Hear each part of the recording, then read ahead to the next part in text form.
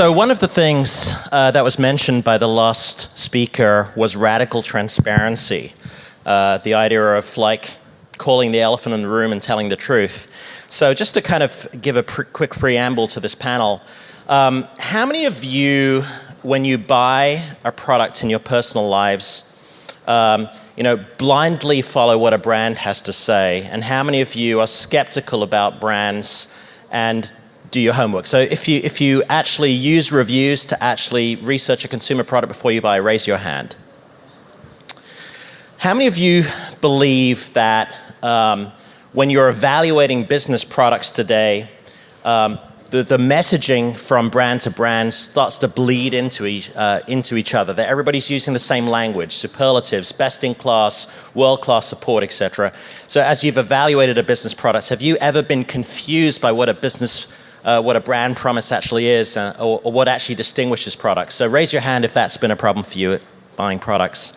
So the simple premise of this panel here today is, as B2B marketers, what can we do to actually tell the truth, to actually help bring transparency to how our products can actually get evangelized in the marketplace, and how we can use our customers to tell that story. So joining me here on this panel, I've got three eminent speakers who bring different lenses from both a marketing and a chief customer officer lens. But the first question, how do we advance? The first question I kind of want to pose to the team is, when you think about B2B marketing today, why is the customer voice strategic? So maybe Grant, would you kind of share your thoughts on this first question? Sure. Well, good morning, everybody, and great to be here. I'm the Aussie, the token Aussie here in Silicon Valley. And you're American, right? Indian American. And you're English? Yes. I got a really good joke about that later on, so... The man walked into a bar, is that the joke? The brewing one, the brewing CEOs. Anyway, I had the good fortune of starting work with TrustRadius a few years ago, I believe, and at a company called Anaplan, which was a very fast-growing business planning software company. And before I became the CMO there, I had the good fortune of working in the CRM industry. And I met this guy, Paul Greenberg. Anyone familiar with Paul of 56 Group? I think he goes by the expression, the godfather of CRM. And he is a sort of mafioso style guy when you really get to know him. He taught me this lesson years ago, that people buy, or they listen to, I should say, they listen to and trust people like them. And that always stuck with me, people like them, right? And I started to reflect on that. Around the same time, I heard this expression, or this idea expressed to me, that there really isn't, B2B marketers get really confused about what they're doing in marketing. And they look for, examples of what they should do from the world of B2C. And somebody said to me, look, Grant, there's really no difference. It's all people to people. And that was actually one of the great lessons that I learned. And I think especially in this recent times with ABM, the rise of ABM, we can lose sight of the fact that it's people to people. Of course, people process things emotionally. All the signals and information that come to them, they process that emotionally first before they process that rationally. A lot of studies have shown that. It happens to all of us every day, whether it's at work or at home. And so when you think about those kind of like fundamentals, trust is huge, right? And the voice of the customer is huge for us, because we're processing. Trust is actually one of the most difficult things to gain. So as I reflected on this as a CMO, and I'm realizing that there are buyers out there that are putting their jobs on the line, their work status on the line, they've got a lot to lose. So trust became really important to them. And I was able to connect the dots back to those original thoughts from Paul, and therefore I could strategically see how important this was. Everything else that we were doing was not going to be effective unless we could create trust, and do that as quickly as possible. Chandar, what would you like to add? Great. First of all, can I continue the theme of Jeffrey and the F-bombs are allowed in this session too? Absolutely. Right. Fair enough. Go for it. Thank you. I'm Chandar Pattabhiram. I'm CMO at Coupa Software. For those of us who don't know Coupa Software, we maximize the value of every dollar that a business spends today. There's more than $500 billion spend that goes through our cloud platform. Companies from Amazon to Procter & Gamble to Unilever to fast-growing companies of all sizes. And I was CMO at Marketo before that. And customer voice has been very strategic for me as I've looked at it over the last few years. And there's a couple of trends that's happening. First of all, we have gone from a world where originally we lived in a world for many years in marketing where brands talked and people listened. Right? That was the whole brand marketing, and that's what happened. And if that world has shifted over the last 5 to 10 years, where it's not brands talking and people listening, but it's people talk and brands listen, or customers talk and brands listen. The paradigm has completely flipped. And it's actually people talk and everybody else listens because it's about how you influence others in that buying cycle. So 2 trends that are interesting. How many of us have bought a car in the last 2 years? Okay, there's about 50% of the audience and us here. I bought my first car in 1993. It was the coolest car for the cheapest amount of money I could pay. It was the Acura Integra. And I showed to the dealership in the first step of the process. When I bought the last car 6 months ago, I showed to the dealership in the last step of the process. And they had no idea that I was self-discovering this journey till I showed up. I knew exactly what they had, what they want, and what were the invoice price and stuff. So the point is, whether you're buying a car or software from Coupa or turbo engines from GE, buyers are self-discovering journeys more than ever before. That's one. And second, in that process, buyers are trusting other buyers in B2B as much as B2C in that process. That's why I say it's not inbound or outbound, all those, but it's a peer-bound world as we look ahead. And that's why customer voice becomes so much more strategic and important as marketers, because the goal for us is kind of create that simple virtuous cycle. How do I get customers? How do I keep them longer? And how do I create brand advocates who in turn can influence these other customers to create this virtuous cycle? And it's as simple as that, why customer voice is strategic to us. And Allison, you approach this problem from a different lens. You run customer success at Gainsight, and now customer marketing has fallen under your realm as well, which is unusual for most companies. I'd love to hear your perspective on why you believe customer voice is so strategic. Absolutely. Oh, it's loud. I'd love to actually tell you all a story as a way to give you some insight into how I think about customer marketing. So a couple months ago, and Vinay knows this story well, I posted to LinkedIn. And I post to LinkedIn pretty frequently because in my role as chief customer officer at a customer success software company, I'm often sort of blogging and sharing ideas with our community of customer success leaders. And over the past several months, the number of cold emails that I've gotten has steadily increased. And I'm sure all you guys get these too. I mean, it's a pain in the butt to sort through cold emails while at the same time having a full inbox of things that are really important. And on top of this, when I read these cold emails, I don't get a lot of value from them. There's sort of the standard template where it's like, "Hi, Allison, I would love to get on a call to understand your pain points. And by the way, our value proposition is XYZ," which tends to be a really high level statement. So my automatic reaction to that, honestly, is archive, delete, archive. So I don't really like these emails. And when I posted on LinkedIn, I said, to all sales folks, I will be infinitely more likely to respond to your cold email if in the initial email you offered to introduce me to a successful customer of yours that has achieved the value that you think I can achieve. I don't want to hear about your hypothetical value proposition. I want to hear about the actual value achieved by a real customer that's like me. And to some degree, this was a little bit of me venting on a public platform. But what was interesting was the post totally took off. So within a week, there were 160,000 views of this post, about 800 likes. So a lot of people liked that post. And then there were something like 80 comments. So people were really engaged in this. And what was interesting was, a ton of people agreed with the sentiment. Lots of sales folks and customer success leaders and others. There were a lot of sales folks who replied and said, I totally disagree with you, actually. There's so many problems with introducing a customer to a prospect. First of all, How can we know whether this customer has similar pain points as you? Actually, you might be totally different. We don't have enough customers who can be promoters. As a sales rep, I don't have access to know which customers would be promoters. And so people were kind of voicing a fair bit of disagreement, and at the same time that there were people who agreed. But what was fascinating was that all the reasons why people disagreed were tactical problems. They were actually solvable problems. We can figure out which customers are like the prospect. We can figure out which customers are successful. We can find a way to match those people quickly and create a strong pipeline of promoters.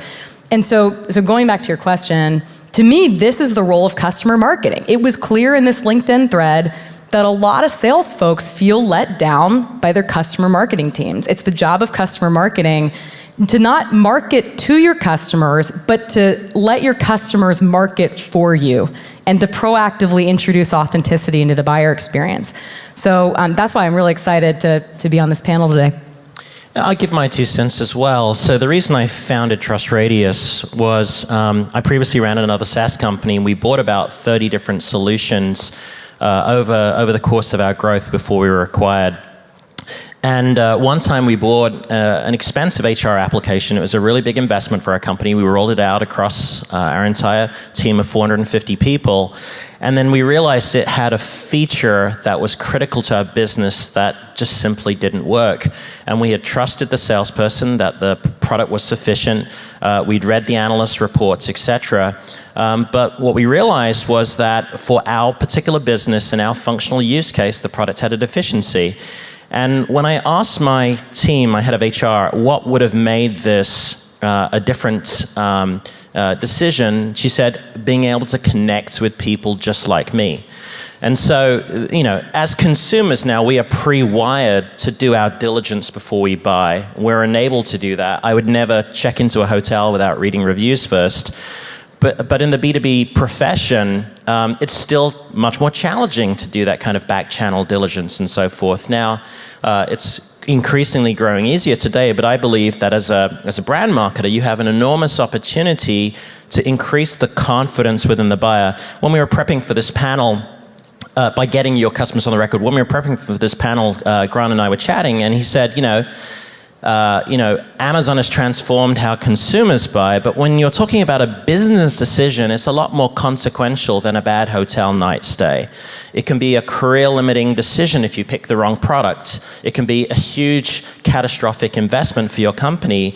And so with all the theory there is out there around how limited trust people actually have in what salespeople have to say directly, sometimes for good reason, like my story, you have to figure out how to actually have the people talk to the people. We're selling to people after all, and enabling your customers to tell their authentic story is absolutely critical.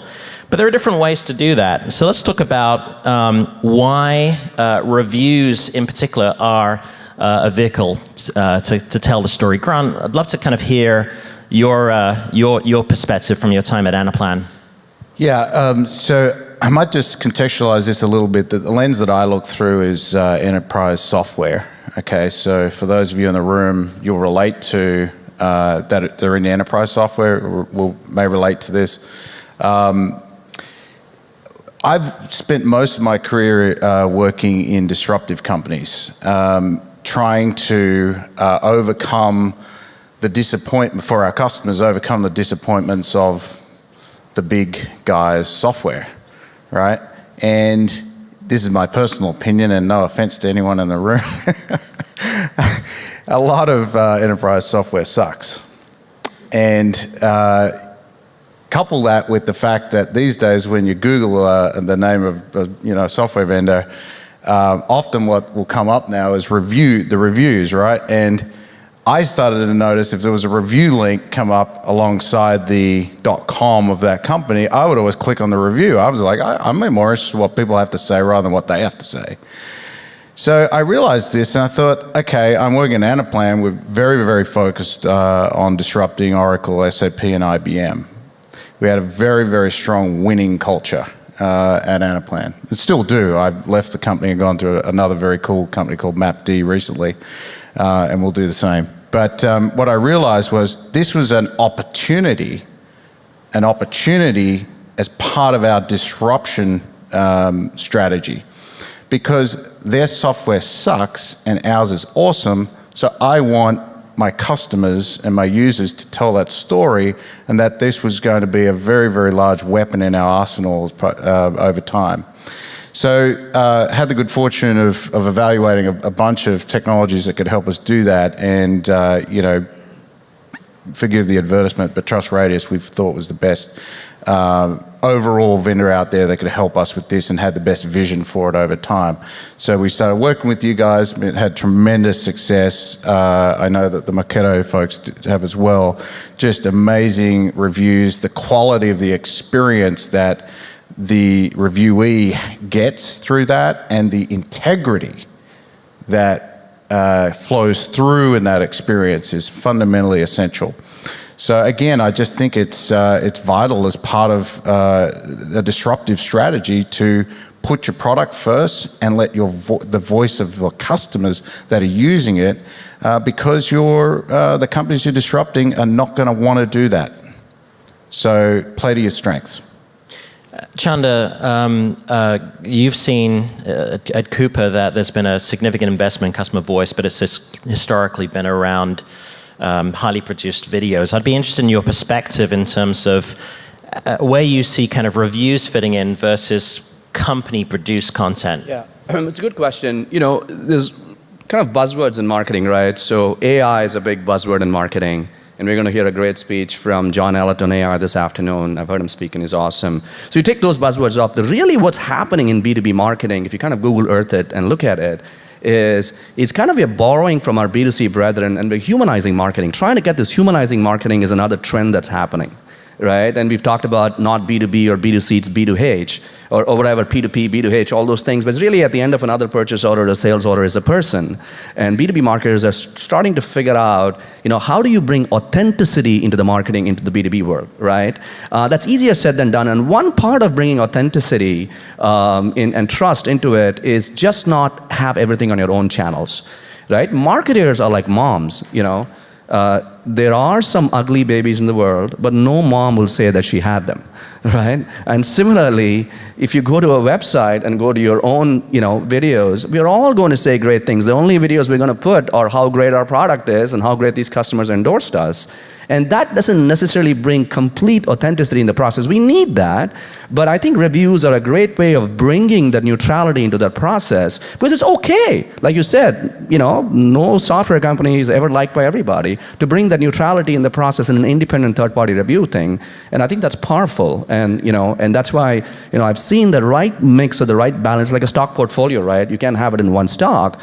Have it as a combination of what you do on your own channels, as well as what you drive through your earned channels for your reviews, is actually beneficial to marketers as we go forward.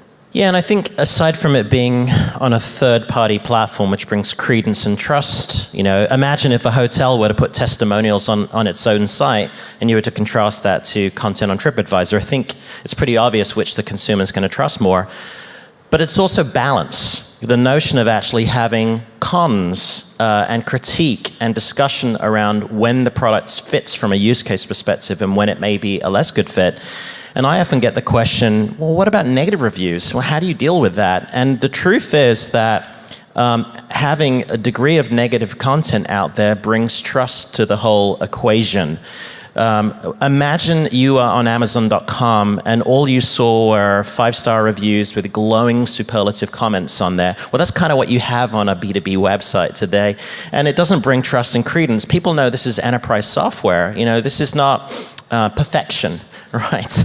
Even the best products have glitches and have areas for improvement. So the buyer just wants to enter a relationship knowing the whole truth and being able to trust in the content. Allison, what would you like to add?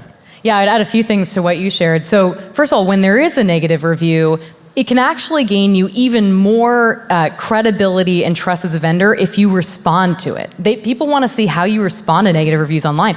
If you respond with like a sincere apology and a detailed explanation for how you're going to fix the problem, everyone else who's going to that site is going to think very highly of you in terms of your customer experience, and that customer is going to feel like they're listening to, that you're listening to them. I'd say, second benefit of online reviews is that, look, our teams internally are strapped for time. it's more scalable to have your customers write case studies for you than it is for you to write case studies. We have 2 people in our customer marketing organization, and there's so much demand for their time. So I think it's not only there's not only an effectiveness argument to be made about the value of online reviews, there's also an inefficiency argument to be made. And then, the third thing I'd mention about online reviews is that it's actually a really interesting way to get customer feedback. So I think in general, like the more avenues that you can have for feedback, the better, even if it's public, right? Whether it's on your online community or via support ticket or in an NPS response or on an online review, like we need to hear that to make the customer experience great. So we actually use TrustRadius reviews not only as a way to promote customer advocacy, but as a way to improve our client experience. And, I'm a huge fan of Allison CEO Nick, and he's actually been the first CEO to be active commenting on reviews of his products on our platform as well. And sometimes what you learn is there's a customer education issue, right? So maybe you've introduced new functionality recently, and a client is talking about something, and it's just an education issue, which is a very, very fixable thing. We have other customers who've found that it can be an early warning indicator on a prospective client who's going to churn, that if you intervene early enough, you can fix. So, there's a lot more value here than purely just as a marketing channel. It's a way to actually have customer intimacy and get ahead of problems and be preemptive. So, quality. So when I was starting the company, one of the questions I thought about was, how is B2B different to consumer? In a consumer world, if I'm picking which pizza place I want to go eat at tonight, sentiment scores are probably a sufficient, means of comparing products. But if I'm choosing a complex piece of enterprise software, a sentiment score alone is really not good enough. In fact, in our research, we found that people take scores a little bit with a grain of salt. It's good to understand which products to go shortlist to go evaluate, kind of like a Magic Quadrant does with Gartner, but it doesn't actually help you make an informed choice. What we hear people want to hear is context and nuance. And does this person face a situation just like me? And what has been their experience with that? So I'd love to kind of hear your perspectives in terms of telling brand narrative and why quality really matters. Chandar, would you like to go first this time? Yeah, sure, I can go this time. So how many of us use Yelp to look at reviews today? And how many of us actually double click on the reviews on Yelp and actually read them in detail? Okay, good. So that's great. This is the thing I've found is when I'm looking for a $20 speaker, I bought a $20 speaker, Bluetooth speaker on Amazon the other day. And it was cool. I just looked at 68, 98 reviews positive, and there was 4.5 stars. I just bought it, right? It was number 1 on the line. I just didn't look at the details of it, right? I can't do that when I'm buying Anaplan or when I'm buying Gainsight, right? So I think when you're doing considered purchase, what really happens is any considered purchase we are doing where the transaction value is hundreds of thousands of dollars, buyers want that depth of review as much as 67% like or 87% like, right? And that's really, really important in that process of both the negative and the positive, right, in terms of features. Because we tend to be, as advocates, we tend to be better madvocates than advocates. Think about it. When we don't like something, we are so much faster to go and tweet or write about it when we actually write something. When you like something, that's a natural tendency for us. That's human nature, right? But having the ability to have software that proactively gets your advocates out there to give detailed reviews is very beneficial. From going back to the authenticity point I made, is depth, quality, positive or negative, is significantly influential in the whole considered purchase review process, and I can sincerely believe that. And that's one of the differentiations that, quite honestly, when we looked at TrustRadius is, and in fact, one of the pieces we liked was it's just not somebody going and giving a review, but if that review came independently from a customer as opposed to the vendor proactively sending that customer to that site, there's different scoring systems. And that again adds to the authenticity and the trust of that review, and I really like that as part of the depth process. Grant, we talked again about these these are consequential decisions that people are making. It can either elevate or hinder someone's career if they make a bad choice. And so I'd love to kind of hear your perspective, because one of the things that was very important to you was to be able to tell your narrative, right? Like at Anaplan, you serve different use cases like supply chain, sales, HR, finance, etc. And so being able to tease out those specific narratives was critically important for you. Yeah, absolutely. A complex challenge, really, because we have so many different audiences. I think in relation to the quality matters question, I got 2 points, I think, that are simple. The first is that I think the quality of the experience establishes the credibility, right? Or it enhances the credibility of the experience.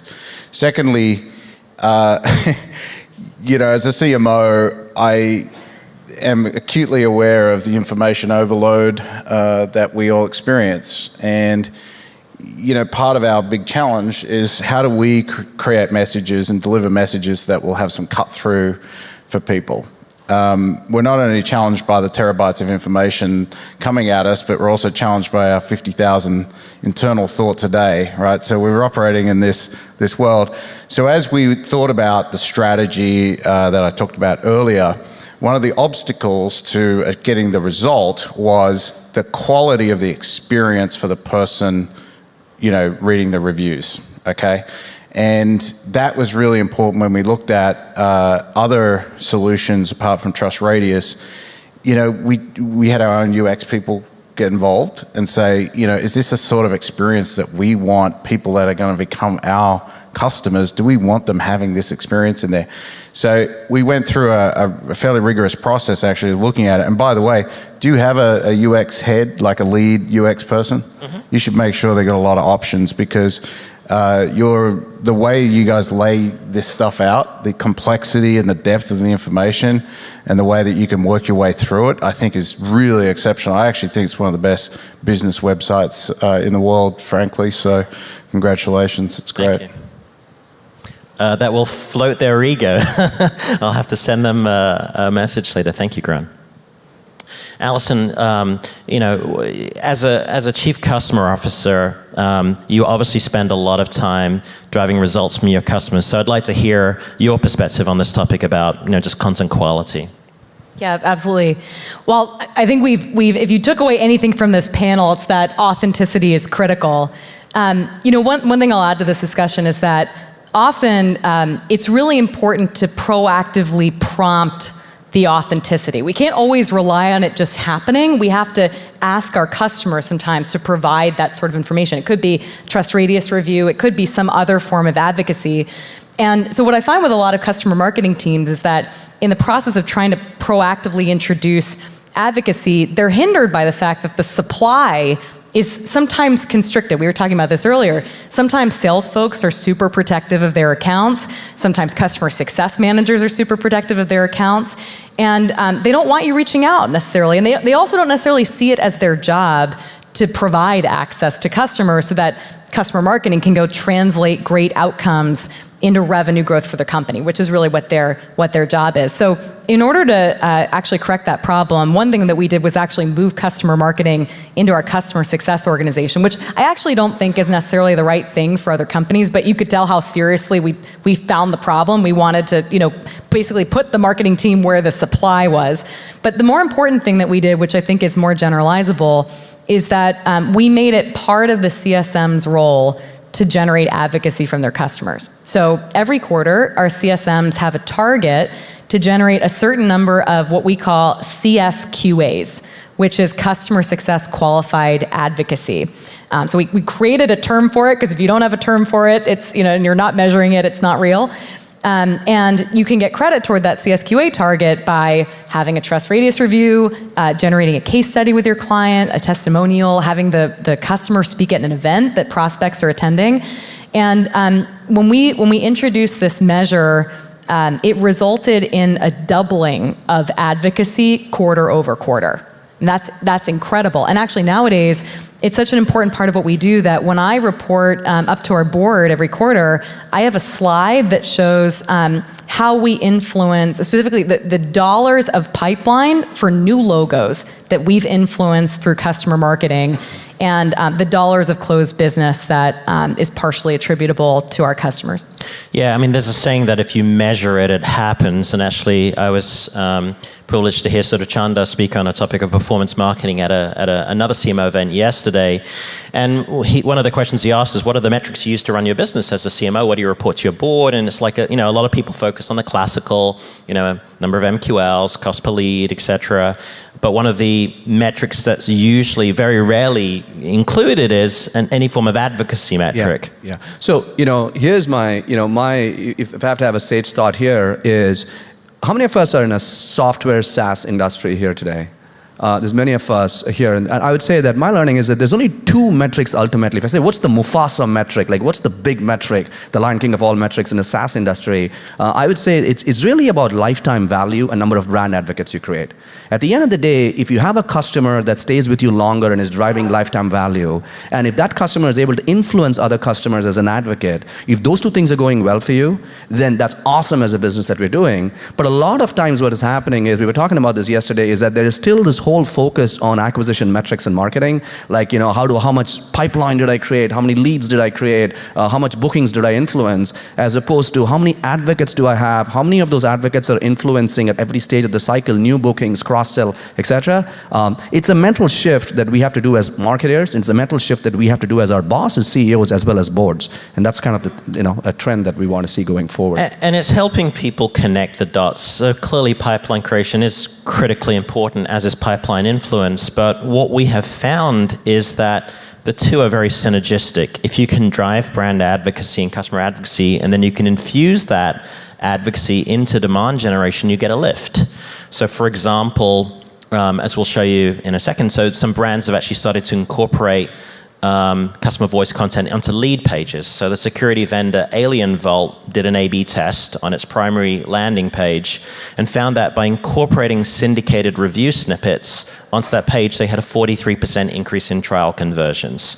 Workfront in the project management space has just found that on their primary request to demo page, they got a 34% lift in demo requests by having that customer voice content there, because it's bringing trust. It's imbuing trust at the point of conversion where someone has to make a decision. Do I choose to give my contacts information or not? So while as marketers it's easy to focus on those acquisition metrics, if you actually think about advocacy as a metric that you want to manage too, and then think about how to close loop the connection back into demand generation, there's huge value there. Allison, do you want to say something? Yeah, I agree on that. I would definitely agree. I'd say it's so critical to track advocacy in addition to the NPS metric that you're tracking. So to take a page out of your book, Chandar, how many people actually track NPS?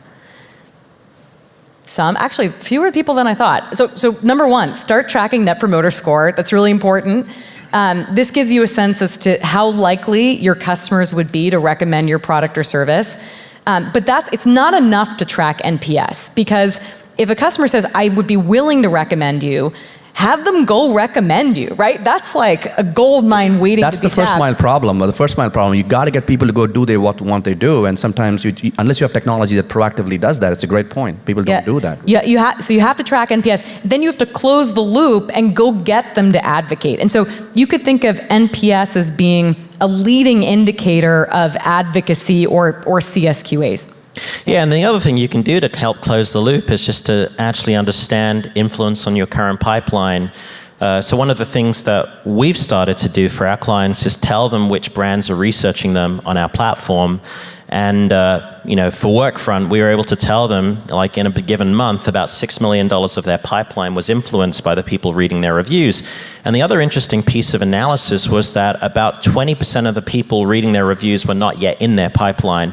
So if any of you have seen the Tom Cruise movie, The Minority Report, when they have precognition, when they can tell when something's about to happen, well, reviews might be able to actually tell you who's about to enter your pipeline as well. So that's a sort of a pretty cool way to kind of think about things, but it's about having content that is influential, that is authentic, that is trustworthy, and then figuring out how to infuse it. That brings me to my next point. So B2B is inherently, while similar to consumer, different in a couple of key ways. It's a much more considered purchase in most cases, but also, how many of you wait for qualified active buyers to show up at your website to transact? Please raise your hand if you've got a business where buyers who are qualified, ready to buy, show up at your doors without having to do proactive demand creation. Does anyone have a business like that? Because I'd like to invest in it if you do. Most people have to sell, right?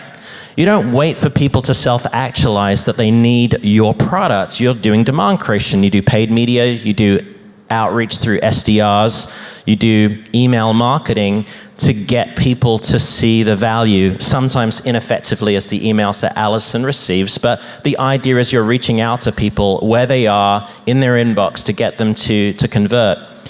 And how many of you, once you're in a sales cycle with a customer, say, there's plenty of public information out there, go do your own homework, versus actually trying to influence what that buyer thinks? I hope most of you, if not all of you, are trying to influence the buyer once they're in a journey.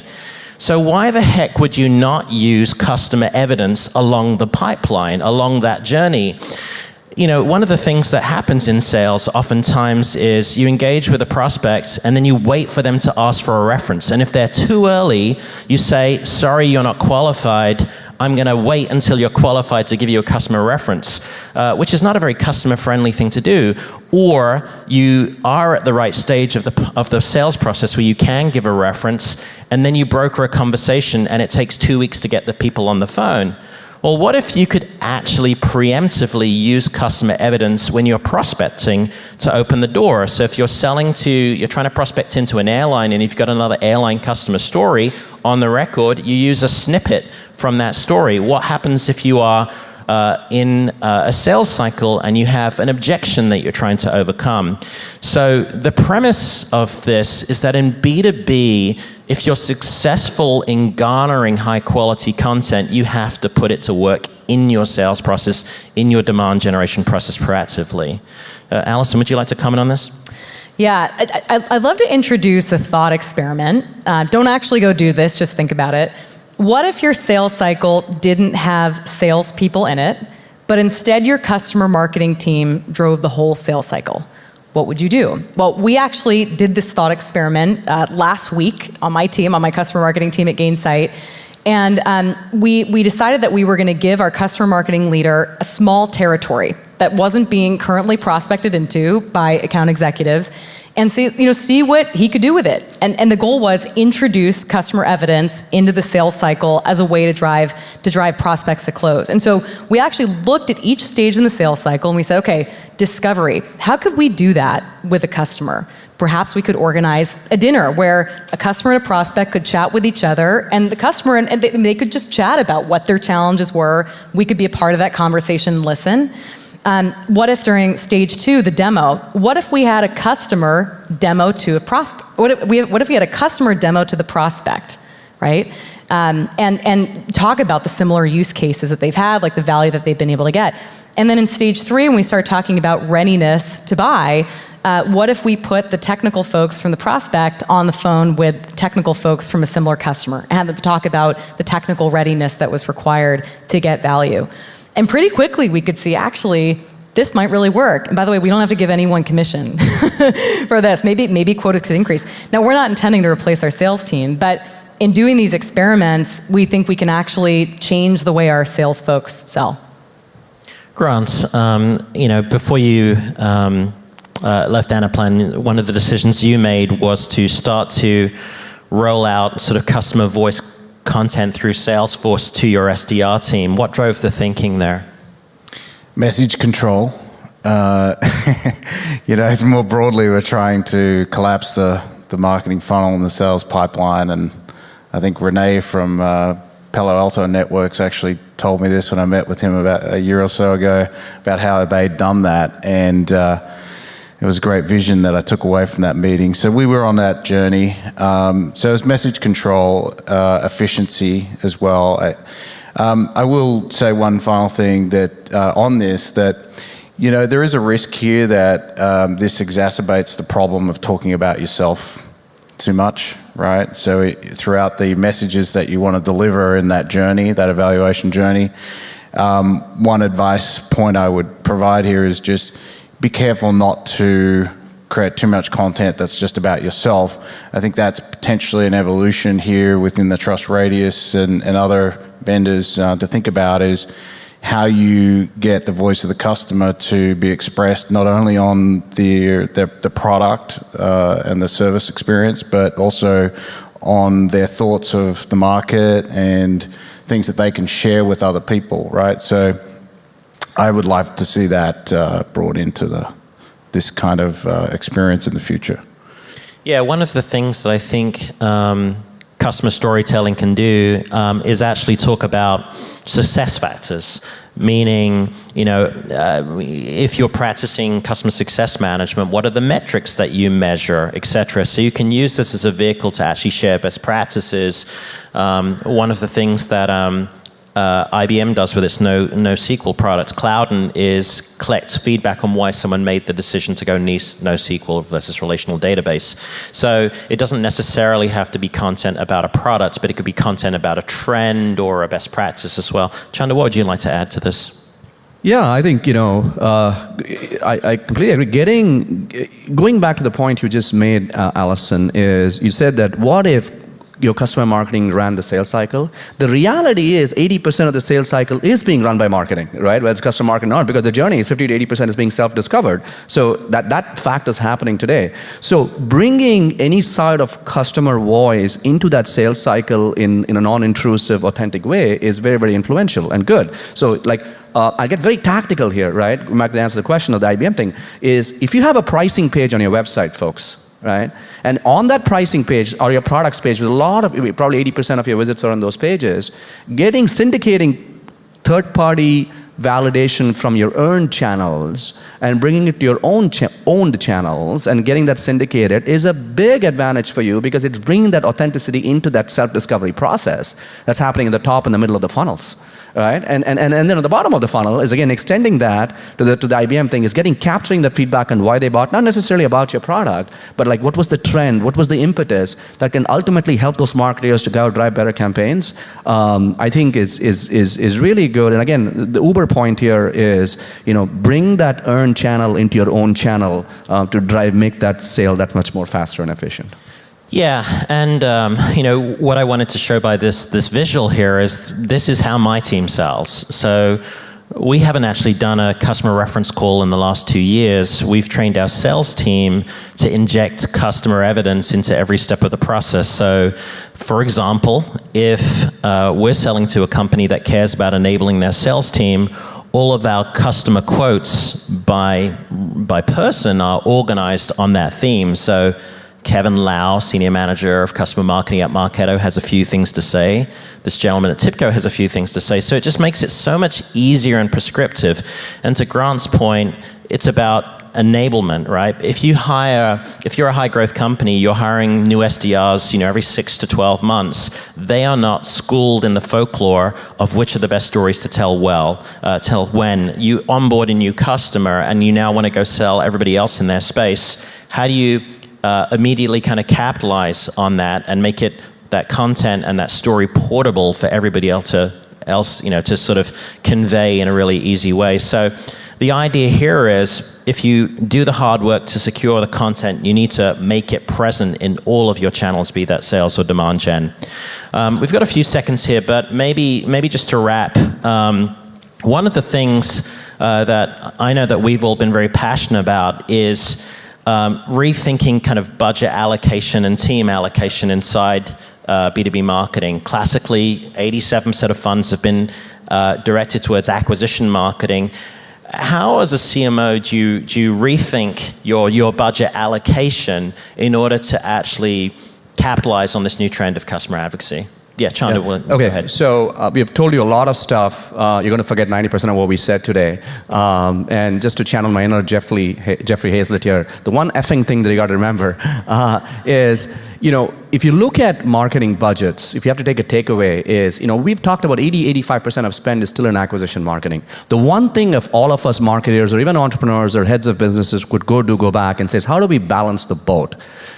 Start looking at investment in people and program dollars in these three discrete areas of customers marketing, which is around adoption and adoption marketing, cross-sell marketing, and advocacy marketing as 3 swim lanes. Because each one of those discretely would add value to ultimately come back and drive more business for all of us as marketers and as companies. So that would be my takeaway in terms of spend the program dollars and the people dollars. I've done it a few times and it's paid off every time. Just an example, when I got to Marketo, we had 0 people focused, dedicated on cross-sell advocacy and on adoption. But when I left, we had dedicated teams focused, and it significantly helped us. That'll be my takeaway for you guys as you leave. Thank you. I think we're probably at time, so thank you all to the panelists today. Really appreciate you guys coming and sharing your thoughts today, and thank you for having us here at TIE as well.